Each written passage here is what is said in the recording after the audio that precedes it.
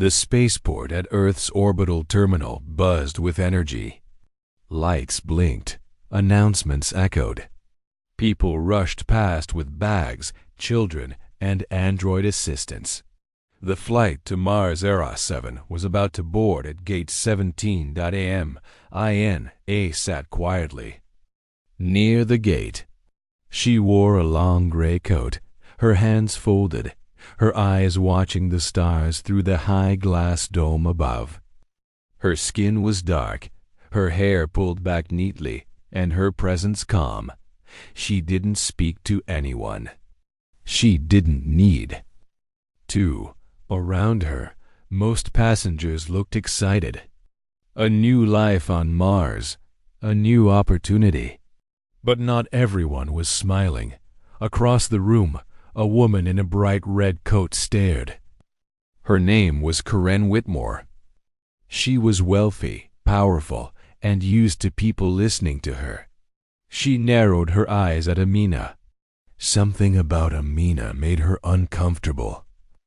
Not because Amina had done anything, but because Amina didn't seem nervous or weak. She sat with quiet strength, and Karen didn't like it. Karen leaned over to the security android standing by. The wall. That woman, she whispered, nodding at Amina. She's acting strange. The android blinked. Define strange, ma'am. Karen folded her arms. She hasn't spoken to anyone. She keeps looking around like she's watching us. What if she's carrying something dangerous? The android paused.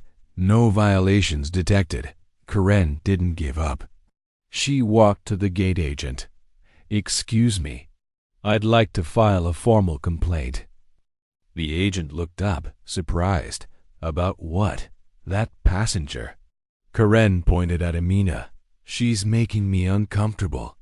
"She doesn't belong on this flight." The agent blinked.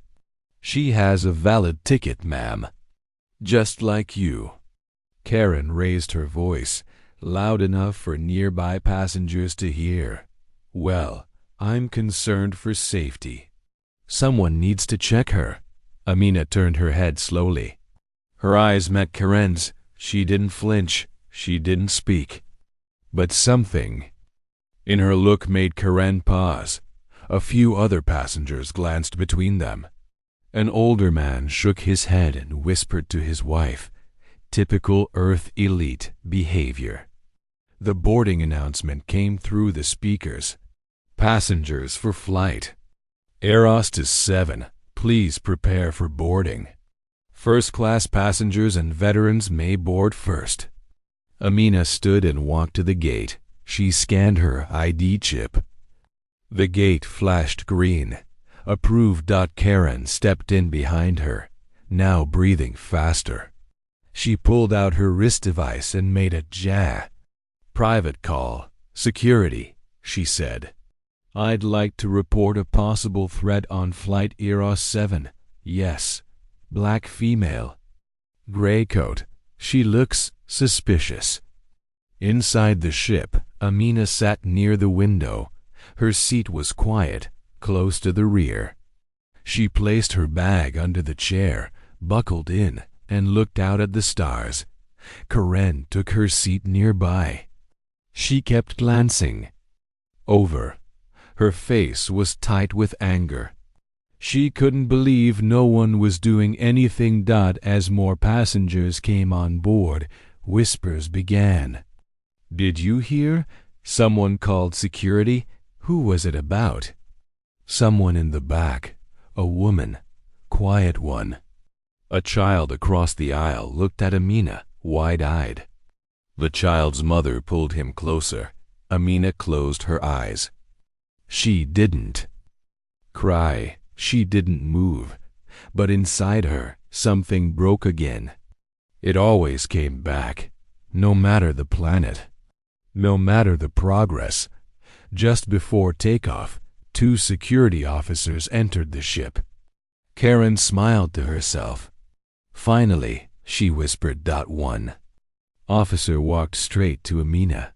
"Ma'am, we've received a report about you. Please come with us." Amina looked up, calm but firm.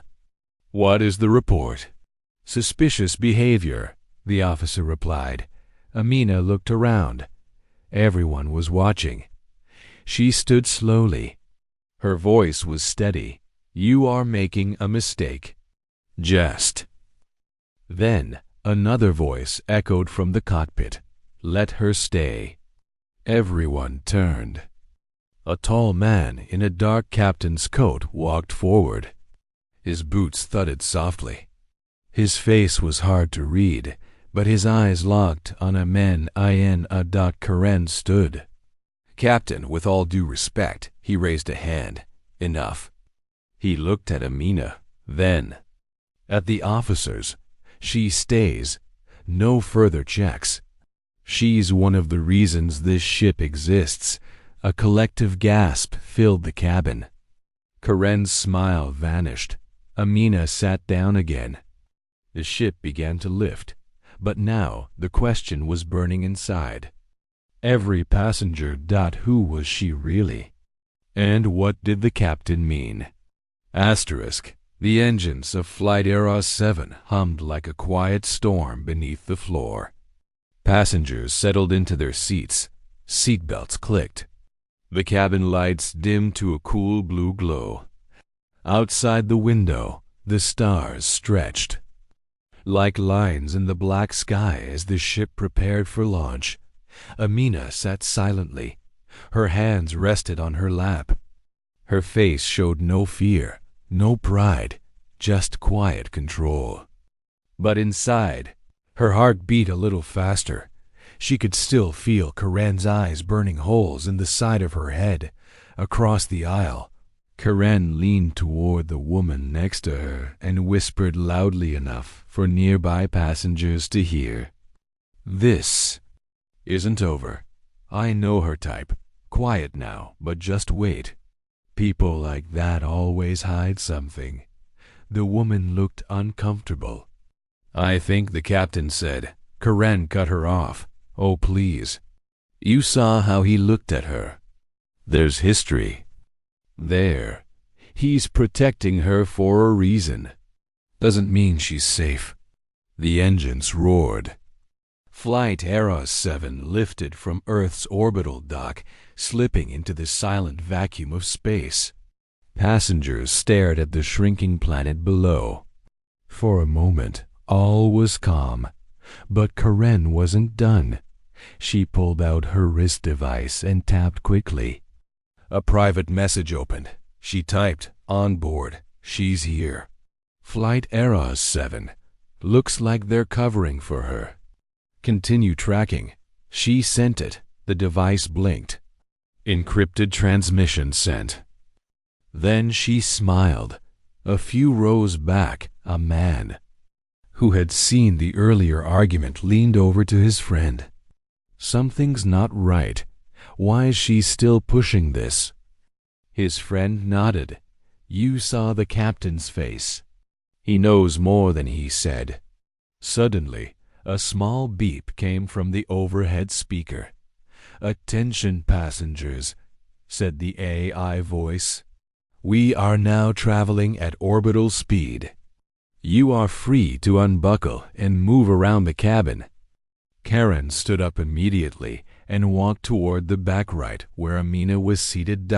She stopped beside her, pretending to check her overhead locker, but her voice was sharp. "You know you scared that child, right? Sitting here like you're better than everyone. Just because the captain covered for you doesn't mean you're innocent." Amina looked at her slowly. Her voice was calm. "You don't know me." Karen scoffed. "I know enough. I've seen your kind always hiding something, waiting to strike." Amina looked back out the window. "If I wanted to strike," she said softly, "you wouldn't still be talking." Karen froze. For a second, something cold ran through her. She stepped back quickly and hurried to her seat. A few people around had heard. Someone whispered, "What does that mean?" Another said, "Maybe she was military?" 10 minutes passed. People were still whispering. Eyes turned toward Amina from every direction. Then the lights flickered. Once, twice. The ship's eye stuttered. Minor power fluctuation, adjusting. A warning light blinked red for a second on the front panel. The captain's voice came over the intercom. "We're experiencing a brief technical issue. Nothing to worry about. Please remain seated." But Amina's eyes narrowed. She reached into her coat pocket and tapped a small device the size of a coin. A hologram of the ship's system appeared in her palm, only visible to her. Something wasn't right. She leaned forward, whispering to herself, "Someone's trying to access the navigation core." She looked around the cabin. Only one person had sent a signal recently. Karen. And Amina had seen that same signal signature before years ago, during the war on Titan. It belonged to a rogue Earth-based group, the Helix Front. She stood up. Her calm voice spoke, but it was full of power now. "Captain Drax needs to see me. Now."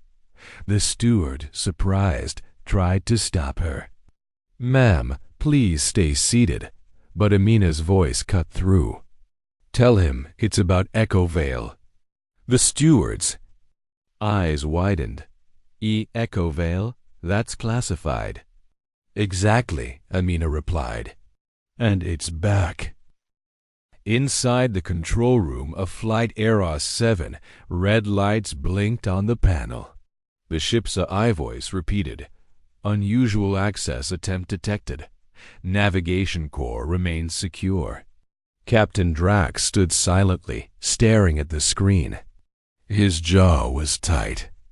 He had seen many things in his life: wars, betrayals, failed peace talks between Earth and Mars, but this alert made his skin crawl. Then the message came through from the steward.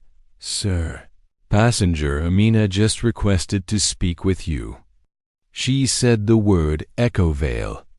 Drax froze. That name hadn't been spoken aloud in over 7 years. He stood slowly, his hands curling into fists. "Bring her in."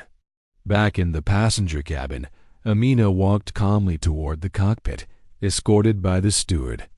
All eyes followed her. People whispered.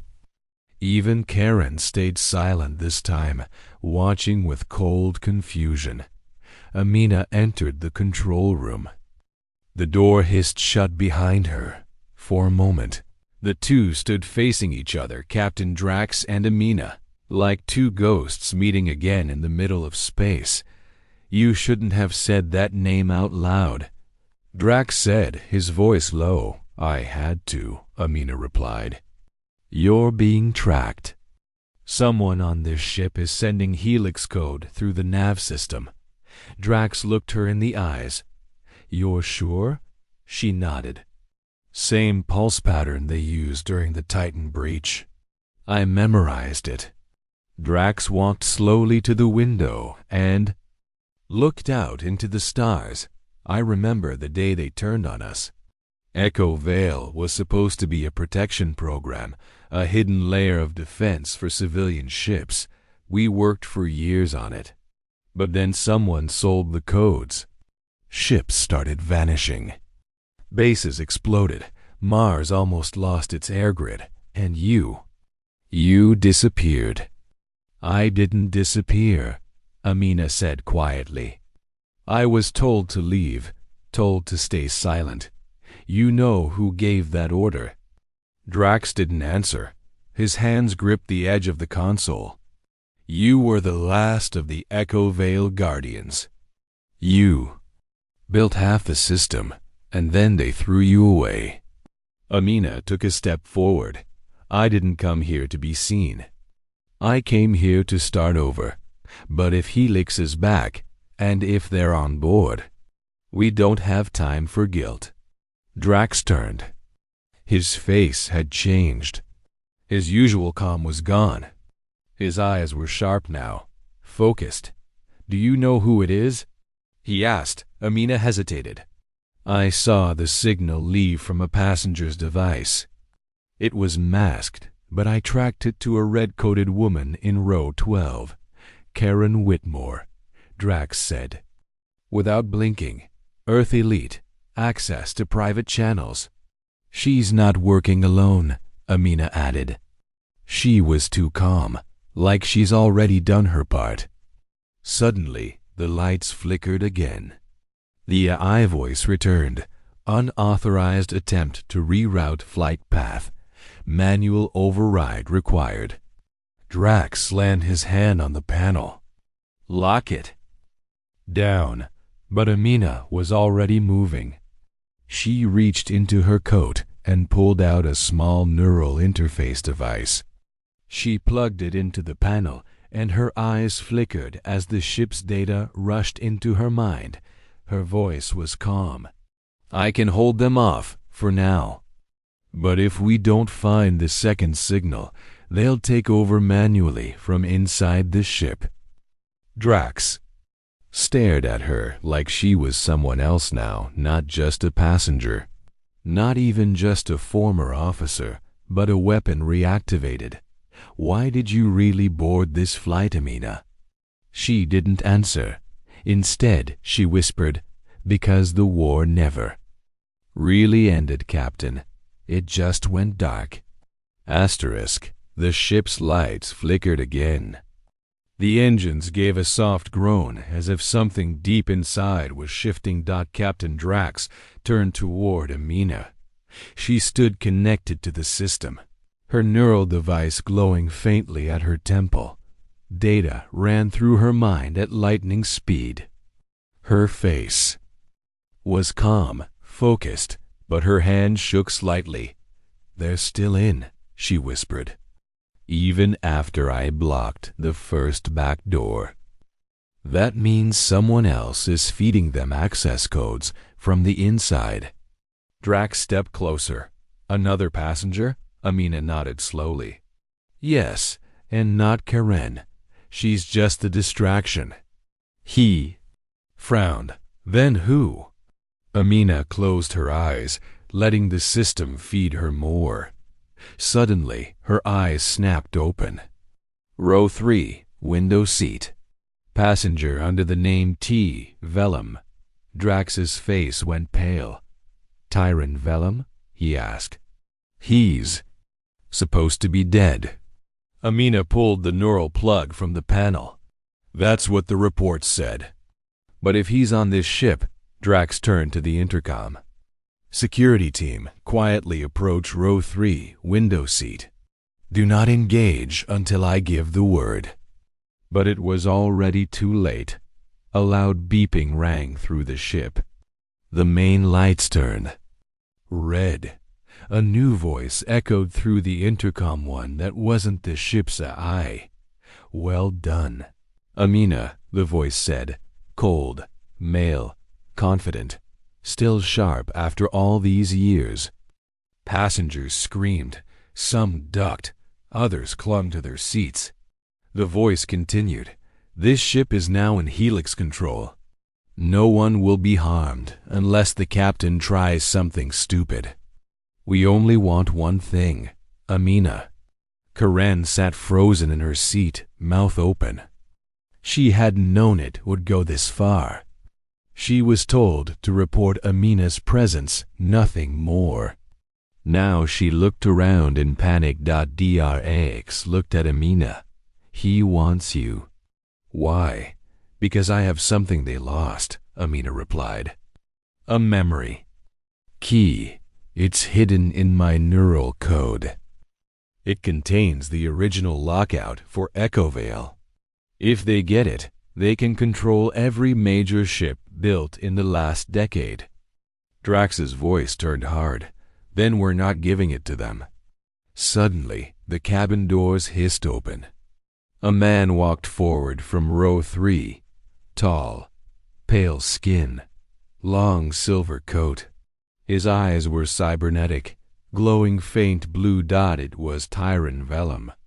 Every passenger held their breath. "I don't want to hurt anyone," Tyron said calmly. "I just want her to come with me. Willingly." Amina stood slowly. "You always did lie beautifully, Tyron." He smiled. "You always saw through me. Even when we were friends." Whispers ran through the passengers. Friends? What history did they share? Drax stepped between them. "She's not going anywhere." Tyron raised a hand. 4 small drones floated into the air behind him. "Weapons ready. This ship is not yours to protect anymore, Captain." But Drax didn't move. Amina looked around at the frightened faces. Children crying. Old men gripping their arms. She took a deep breath. Then she said something no one expected. "I'll go." Drax turned sharply. "No," but she placed a hand on his arm. "Trust me." Tyron smiled. "Wise choice." Amina stepped forward, but not to surrender. She walked slowly, each step heavy. Then, just as she reached him, she said something in an old code, barely a whisper. "Override echo veil. Voice pattern initiate. Drax 1. Tyron's smile vanished. The lights burst white. The drones dropped, lifeless. The ship's eye returned. "Online. System override confirmed," said the robotic voice. "Threat suppressed." Tyron tried to run, but the security team tackled him instantly. Passengers erupted in gasps and cheers. Karen fainted. Amina fell to her knees. Drax caught her before she hit the floor. She whispered, "I only had one shot at that command. I saved it. For today." The cabin was silent except for the soft hum of the engines. Tyron Vellum was on the ground, his hands locked behind him, surrounded by security. His drones lay scattered, their lights dimmed. Captain Drax helped Amina to her seat. Her skin was pale, her body weak. Using that override command had drained her energy. It wasn't just a voice code. It had connected her mind to the ship's core system just for a moment. But that moment had saved everyone. Passengers whispered, stunned. They had just witnessed something beyond their imagination. She saved us? Who is she? That was some kind of military override, wasn't it? But not everyone was thankful. From her seat, Karen sat quietly, too quietly. Her hands moved under her coat. She pulled out her wrist device again. This time, her face looked different, not shocked, not afraid. Cold dot, she pressed a red button on the screen. A small message flashed. Plan A failed. Activating Plan B payload ready. Deep under the cargo hold, something beeped. A tiny black cube smaller than a fist came alive. It clicked once, then started counting down from 180 dot back in the cabin. Karen stood up, fixing her coat. Her usual arrogance was gone. Now she moved with purpose. She walked to the front of the ship slowly, calmly, as if taking a stroll. Amina opened her eyes and saw her. "Drax," she whispered. "Karen, she's not done." Drax looked up, frowning. He tapped his com. Bridge scan for device activity now. But it was too late.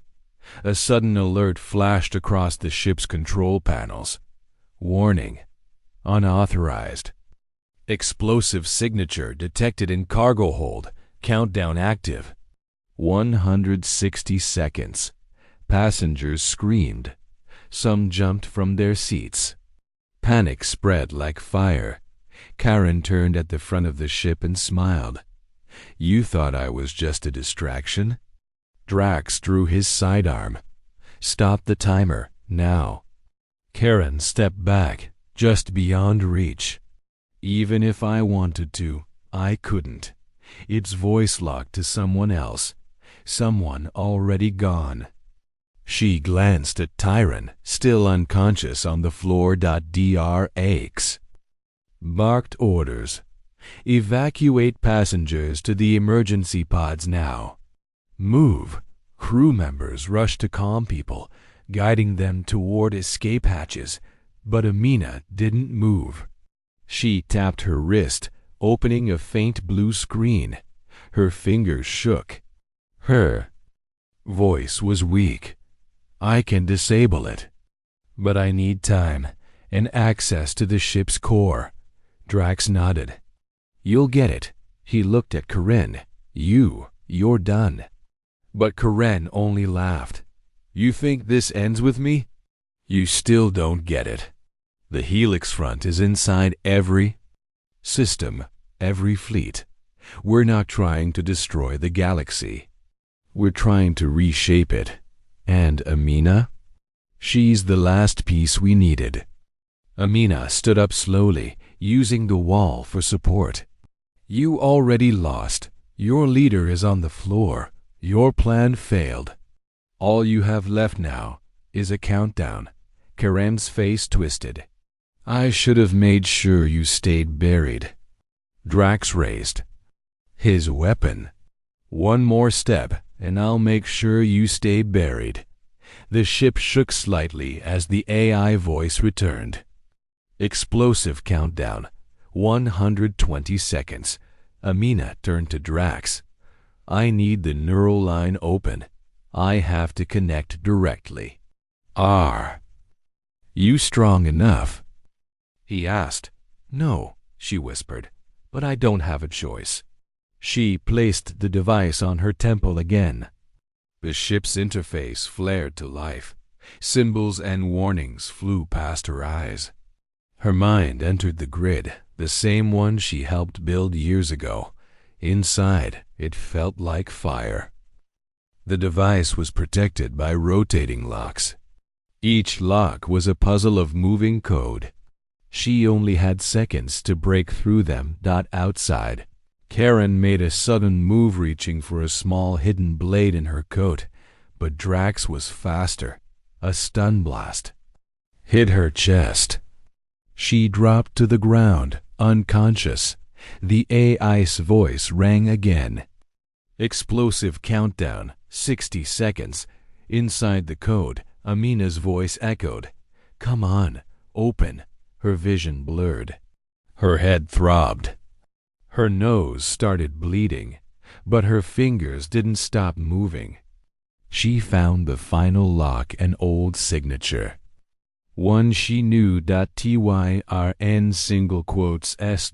With one last push, she typed the kill code. System override confirmed. Countdown terminated. Silence. Then cheers. The red lights turned off. The cabin lit up again. Passengers cried, hugged, and clapped. Captain Drax rushed to Amina, catching her as she collapsed. Her breathing was shallow but steady. You did it, he whispered. Her eyes fluttered open. Told you I was still useful. He smiled. You're more than useful. You're irreplaceable.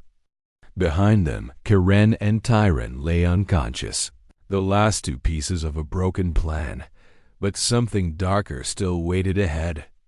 Asterisk, the cabin was still. Emergency lights faded. The danger was over for now. Amina lay in the medical bay of the ship, hooked to a stabilizer unit. Her pulse was weak but steady. Captain Drax stood beside her, arms crossed, eyes locked on the screen above her bed. He had seen soldiers break. He had seen machines melt under pressure. But Amina, she had walked into the fire twice and come out breathing. Barely. She saved 300 lives, said one of the crew quietly. Drax nodded, and risked everything doing it. A buzz came from the ship's comm terminal, a new transmission. Origin. Mars High Command priority. Red level eyes only. Drax tapped the screen. The face of Commander Revik appeared, head of Martian planetary security. His face was pale, lips tight. Drax, Revik said quickly. You're carrying a passenger. We didn't authorize. Codename, Echo 7. Her real name, Amina Kale. Drax frowned. You already know she's on my ship? Revik nodded. Because the moment she reconnected to Echo Vale's core, every system across the Martian fleet lit up. The system recognized her DNO and unlocked something we didn't expect. Amina stirred on the bed. Her fingers moved slightly. She was waking up. Revik continued. Echo Vale wasn't just a defense program, it was a vault. It stored classified archives, war data, alien encounters, internal sabotage reports. We just received a file that had been locked for 9 years. Drax leaned closer. What file? Revik looked nervous now. It's called Project Farside. It details a rogue operation on Mars led by the Helix Front long before we even knew they existed. It also mentions a traitor inside our top council, someone still active. Amina's voice came from behind. Weak but clear. Tyron wasn't the head. He was the hand. Someone else pulled the strings. Drax turned toward her. You're awake. She smiled faintly. Barely, but I heard everything. Farside was buried for a reason. I was there when they tried to erase it. That's why I left the Force. Revik spoke again. Amina, listen carefully. We need you on Mars, now. Echo Vale has already recognized you as its original creator. And based on the intel you just unlocked, someone is trying to wipe out all digital proof of the Helix Front's origins. You may be the only key left. Amina sat up slowly. Her body ached, but her mind was sharp. So the war never really ended. It just changed its face. Revik nodded. And if what you saw in that system is real, then Mars isn't safe anymore. Drax spoke firmly. What do you need from us? Revik leaned in. Land at base Helios, quietly. We'll arrange a secure drop. But be ready, the enemy knows she's alive, and they won't stop now. The screen blinked off. Drax turned to his crew. Change course. Direct to base Helios. Silent mode. Amina stood, grabbing onto the rail to steady herself. You're not fit to move, the medic said. I don't care, she replied. If there's a traitor on the Martian Council, I need to be the one who finds them, and fast. Outside, the stars shifted. The ship's engines adjusted, now moving without sound. In the cargo hold, 2 security droids stood beside the sealed prisoner chamber. Inside, Karen and Tyron lay locked in stasis pods, unmoving. But inside Tyron's mind, something flickered. A small implant, still active, sent out one last signal, far away on the red surface of Mars. Someone received. It and smiled. Flight Era 7 moved in complete silence now. No navigation lights, no signal beacons. Just dark engines pushing them through space toward Mars. Inside the ship, Amina stood in the captain's briefing room with Drax and his senior crew. A large screen glowed with the decrypted data she had recovered from Echo Vale. Pages of information scrolled past, most of it marked classified. Amina pointed at a name that kept repeating, Project Farside. It started as a defense operation, she explained. But it was hijacked by the Helix Front. They used it to build secret bases on Mars, places where they trained recruits, built stealth ships, and designed weapons meant to take down the Martian High Council. Drax narrowed his eyes. And you were part of it? No, she said. I was assigned to watch it, spy on it, report back. But when I found out a high-level council member was involved, my report disappeared, and so did my clearance. A day later, I was pulled from active duty. His voice dropped. You were silenced. Amina nodded. And threatened. That's why I vanished. The screen changed again. This time, it showed a map of Mars. One area glowed red far from the cities. Base Helios, Amina said. That's where we're landing. But here, she pointed to a dead zone just west of it. This is where the signal from Tyron's implant was sent. An old Helix relay station. It's still active. Meaning someone down there knows you're coming, Drax said. Exactly, she replied. This isn't just a rescue mission anymore. It's a trap. Later, in the passenger bay, Karen sat in her stasis pod, sealed behind thick glass. Her eyes opened slowly. The pod was supposed to keep her asleep. But somehow she was awake. A quiet smirk appeared on her face. She tapped a button hidden on the inside of her sleeve. A silent transmission activated. It sent a message directly to the relay station below. Just one word. Confirmed. Back in the cockpit, the I announced. Approaching Mars. Base Helios. In visual range. Beginning silent descent. Drax and Amina stood at the front, watching the planet grow larger. The surface was red and cracked like ancient stone. But in the far distance, massive towers reached into the sky-secret Martian facilities shielded from the public. Amina took a breath. Do you think they'll believe me? Drax looked at her. They'll believe what you prove.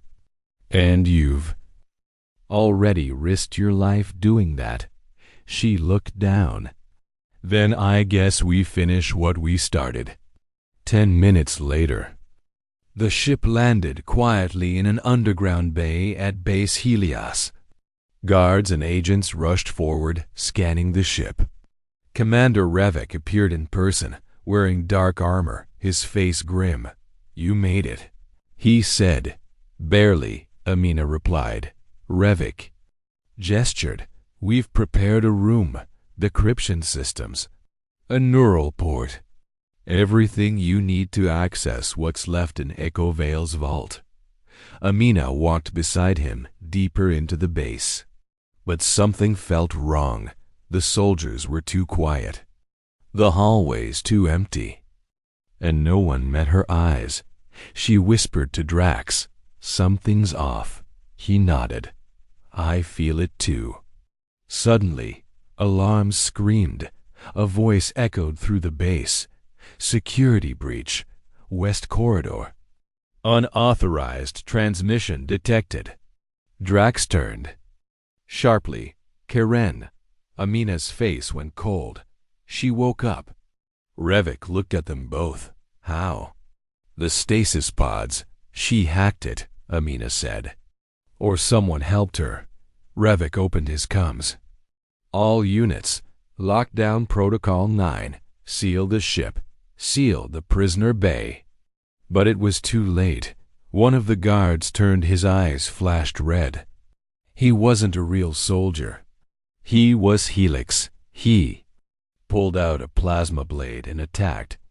Chaos exploded. Drax pulled Amina behind a wall. How deep are they inside? She grabbed a guard's dropped rifle. deep enough that this base might not survive. Drax looked at her, fire in his eyes. Then we end this. Right now. Asterisk.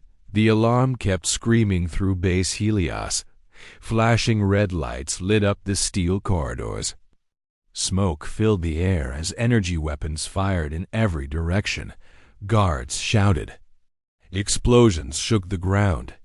The helix front had infiltrated deep too. Deep. Amina moved fast, ducking under a broken support beam.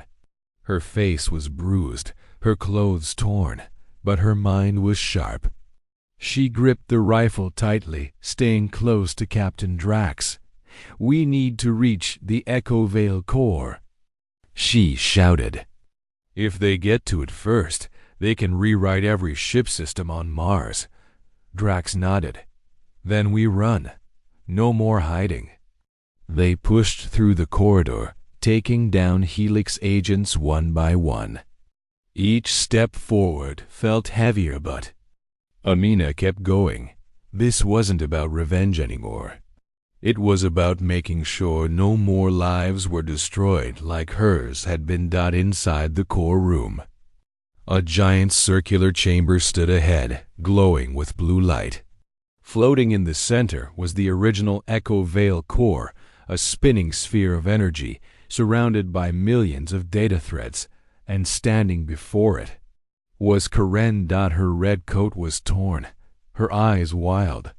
She had removed her disguise. A small implant glowed behind her ear. She was more than just a spy, she was Helix-born. You're too late, she said, smiling. The override is almost complete. Tyron was just the puppet. I'm the hand. Amina raised her weapon. Step away from the Che. Core, Karen laughed. You don't get it, do you? We don't want chaos. We want control. The galaxy is broken. Earth elites rule everything. Mars pretends to be free.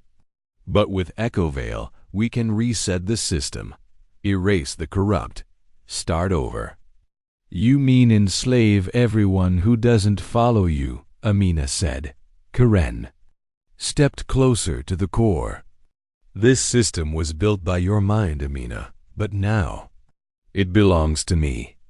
She reached out her hand fingers just inches from the core. Amina dropped her weapon and stepped forward. Then take me instead, she said. Karen blinked. What? You want control?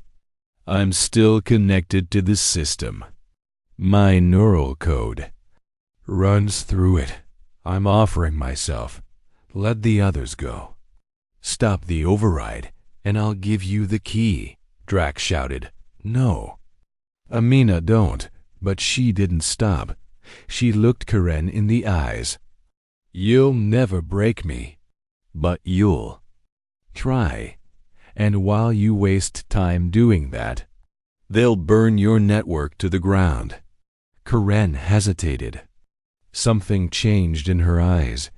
Doubt. And in that moment, Amina struck.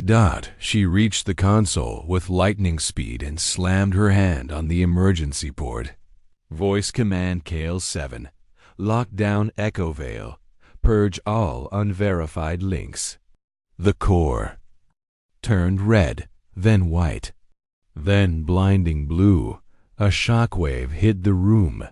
Karen screamed, thrown back by the blast. Her implant fried instantly. Sparks flew. She hit the wall and didn't move. Drax rushed forward. Amina. She was on her knees, blood at her temple. But her eyes were open. It's done, she whispered. Echo Vale is clean again. Hours later, the base was quiet now. Helix agents were captured. Systems restored. The Martian Council, now exposed, had started a full investigation. Revok stood beside Drax on the landing pad. You'll be rewarded for this, Revok said. Both of you. Drax shook his head. She didn't do it for a reward. A transport ship landed softly. Amina stepped aboard slowly, her body still healing. As she looked out one last time at Mars, she smiled. She hadn't just stopped a war. She had taken back her voice. Her story, once buried in silence and betrayal, had now saved the galaxy.